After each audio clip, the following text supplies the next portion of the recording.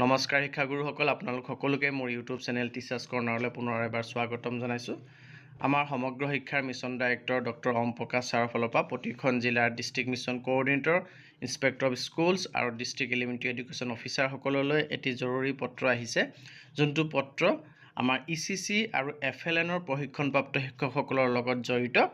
আৰু তাৰ বিষয়বস্তুত উল্লেখ কৰিছে যে ECC আৰু FLNৰ প্ৰশিক্ষণপ্ৰাপ্ত শিক্ষকসকলক যি শ্ৰেণী এলোকেশ্যন কৰিব লাগে সেই এলোকেশ্যন প্ৰপাৰলি কৰা সংক্ৰান্তত এই পত্ৰটি দিয়া হৈছে।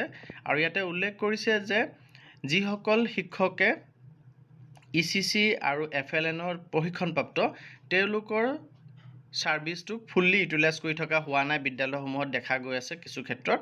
আৰু ECC বা FLNৰ প্ৰশিক্ষণ নোলোৱা শিক্ষকৰ দ্বাৰা এই ECC বা FLNৰ পাঠদানসমূহ কিছু ক্ষেত্ৰত কিছু বিদ্যালয়ত পাঠদানসমূহ চলাই থকা দেখা গৈছে। আৰু এইটো এটা চিৰিয়াছ কনচাৰ্ণ হয় বুলি তেখেতে উল্লেখ কৰিছে পত্ৰটিত, আৰু কৈছে যে ECC আৰু FLNৰ যি ইনিটিভছ আছিল তাৰ কোৱালিটি আৰু এফেক্টিভনেছত প্ৰভাৱিত কৰি আছে। গতিকে যিমান দূৰ সম্ভৱ শিক্ষকৰ এভেইলেবিলিটিৰ ওপৰত নিৰ্ভৰ কৰি যিমান দূৰ সম্ভৱ বিদ্যালয়সমূহত অকল ECC আৰু FLNৰ প্ৰশিক্ষণপ্ৰাপ্ত শিক্ষকৰ দ্বাৰাহে ক শ্ৰেণী আৰু প্ৰথম দ্বিতীয় শ্ৰেণীৰ পাঠদান কৰাব লাগে, যাতে আমাৰ ছাত্ৰ ছাত্ৰীসকলৰ আটাইতকৈ ভাল ফল আমি পাব পাৰোঁ ছাত্ৰ ছাত্ৰীসকলৰ দ্বাৰা FLN আৰু ECCৰ ক্ষেত্ৰত। যদি সম্ভৱপৰ হয় এই কথাটো উল্লেখ কৰিছে, য'ত শিক্ষকৰ শ্বৰ্টেজ আছে বা প্ৰশিক্ষণ ECC আৰু FLNৰ প্ৰশিক্ষণপ্ৰাপ্ত শিক্ষক কম আছে তাৰ কথাটো বেলেগ।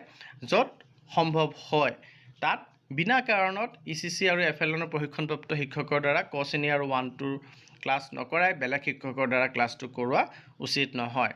আৰু এই ক্ষেত্ৰত একশ্যন টেকেন ৰিপৰ্ট ছাবমিট কৰিবৰ কাৰণে এই ডিষ্ট্ৰিক্ট অফিচাৰসকলক 25 ছেপ্টেম্বৰ 2024 তাৰিখটি বান্ধি দিয়া হৈছে। গতিকে আমি বিদ্যালয়সমূহত আমাৰ যদি পৰ্যাপ্ত পৰিমাণৰ ECC আৰু FLNৰ প্ৰশিক্ষণপ্ৰাপ্ত শিক্ষক আছে তেতিয়াহ'লে তেওঁলোক যিহেতু প্ৰশিক্ষণপ্ৰাপ্ত আৰু তেওঁলোকৰ কাৰণে বিভাগৰ ফালৰ পৰা বহুত সময় আৰু সম্পত্তিৰ খৰচ ইনভেষ্ট কৰি পেলাই তেওঁলোকক স্পেচিয়েলাইজড ট্ৰেইনিং দিয়া হৈছে ECC আৰু FLNৰ ওপৰত। তেওঁলোক স্পেচিয়েলাইজড টিচাৰ হয় ECC আৰু FLNৰ। গতিকে তেওঁলোকৰ দ্বাৰাই ক শ্ৰেণী আৰু প্ৰথম দ্বিতীয় শ্ৰেণীৰ পাঠদান চলাব লাগে, অন্য শিক্ষকৰ দ্বাৰা চলাব নেলাগে। ধন্যবাদ।